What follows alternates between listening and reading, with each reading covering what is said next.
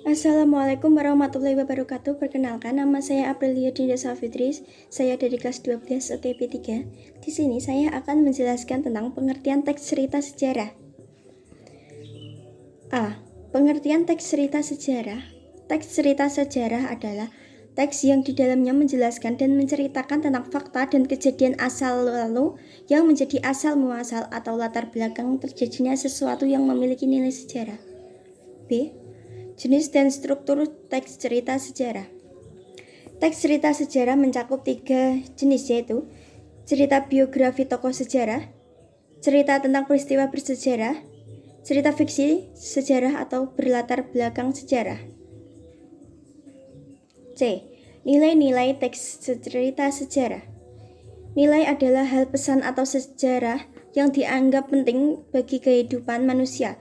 Suatu karya sastra pasti mengandung nilai di dalamnya, begitu juga dalam teks cerita sejarah.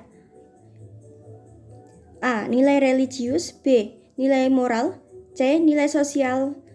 D. Nilai pendidikan. E. Nilai budaya. F. Nilai kemanusiaan. G. Nilai ekonomi. H. Nilai hukum. I. Nilai politik. C. Nilai estetika. K. Nilai patriotisme. L. Nilai profesionalisme. D. Teks eksplanasi. Eksplanasi merupakan teks yang berisi penjelasan tentang proses terjadinya sesuatu fenomena atau sosial, politik, budaya, dan lain sebagainya. Penjelasan-penjelasan yang diungkap dalam teks eksplanasi menggunakan fakta yang dirangkai secara kronologis dan membentuk hubungan kualitas atau sebab akibat. Kebahasaan teks cerita sejarah. Kaidah kebahasaan merupakan ciri-ciri bahasa yang sering digunakan dalam penyusunan sebuah teks. Adapun ciri kebahasaan yang sering digunakan dalam penyusunan teks sejarah adalah sebagai berikut. 1. Pronomina atau kata ganti. 2. Frasa adverbal. 3. Verba material.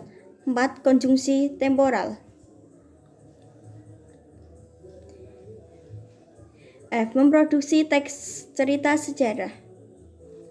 Tahap memproduksi teks cerita sejarah hampir sama dengan penulis teks pada umumnya.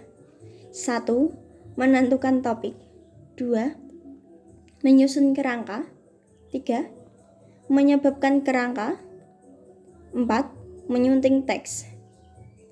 Memproduksi teks cerita sejarah selain memperhatikan tahap-tahap tersebut juga perlu menginterogasikan struktur dan kaidah kebahasaan.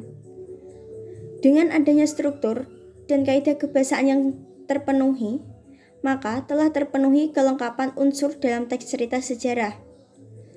Unsur tersebut berupa struktur yang meliputi orientasi peristiwa, komplikasi, resolusi, reorientasi, dan serta kebahasaan meliputi pronominal, frasa adverbal, verba material, dan konjungsi temporal.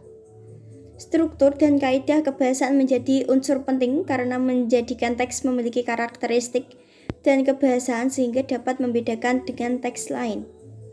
Cukup sekian materi yang dapat saya sampaikan. Wabillahi taufiq wal hidayah. Wassalamualaikum warahmatullahi wabarakatuh.